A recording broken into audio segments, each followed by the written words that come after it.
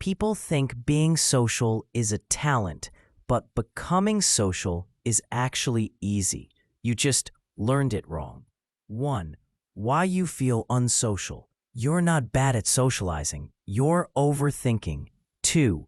Social skills are a muscle. Your brain says, "What do I say? Do I look awkward?" You're not talking to them anymore. You're talking to yourself. Your brain is too loud, where personality becomes too quiet.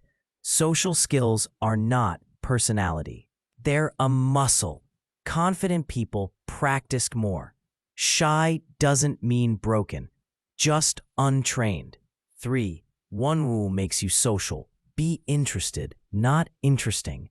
Ask, listen, follow emotions. People remember how you made them feel. 4. Open loop method. Instead of I had a long day, but something funny happened. Curiosity creates connection. 5. 2-second confidence rule. When someone speaks, wait 2 seconds. You look confident, thoughtful, calm. 6. Fixing social anxiety. Your anxiety comes from when your mind relaxes.